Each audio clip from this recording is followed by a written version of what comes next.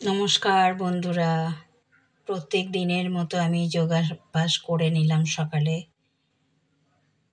তারপরেই একটু চা পান হলো, চা পান করে নিলাম।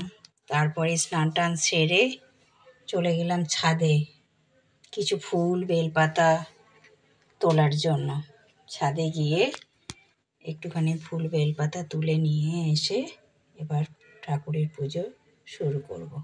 এই যে বেল গাছ আমার, আর এই যে এটা শিউলি গাছটা বর্ষার জল পেয়ে কি সুন্দর হয়েছে।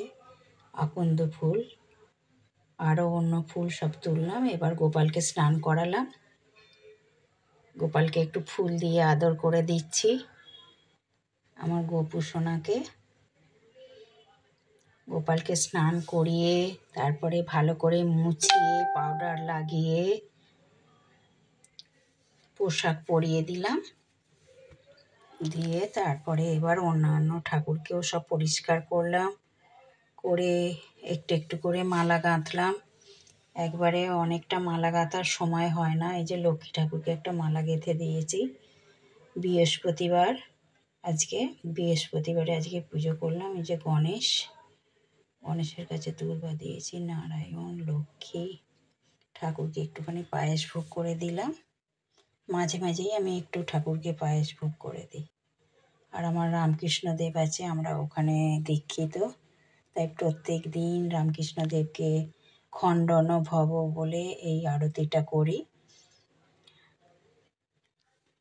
ঠাকুরকে। আর এই যে আমার গুরুদেব কাশীপুরের মহারাজ ছিলেন উনি।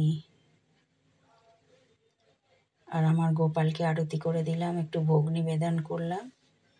দিয়ে আমার এইভাবে সারাদিন আমার শ্রীকৃষ্ণ গোবিন্দ হরে মুরারি, হে নাথ নারায়ণ বাসুদেবা।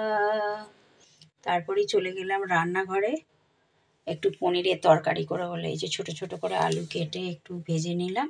তারপরে পনিরটা কিউব মতন ছদিকটাই ভেজে নিয়েছি, নিয়ে জলে দিয়ে রাখলাম। তারপরে এটাকে ছোট ছোট করে টুকরো করে পিস করে এই যে আমি আলাদা করে আবার নিয়েছি। এতে কি হয়, তরকারিটা খুব টেস্ট হয়। তারপরে এই আলু মশলা দিয়ে একটু কষিয়ে নিয়ে পনিরটা দিয়ে একটা তরকারি বানিয়ে নিলাম। আরও রান্না হয়েছে অন্য তরকারি, তার সঙ্গে এটাও একটু করলাম, একটু ভাজা করলাম, পটল ভাজা, আলু ভাজা, একটু ধোঁকা হয়েছে, আজ নিরামিষ। তারপরে দুপুরে খাওয়া দাওয়া। এইভাবে আমার সারা দিনটা প্রত্যেক দিনই চলতে থাকে। তোমরা ভালো থেকো, সুস্থ থেকো,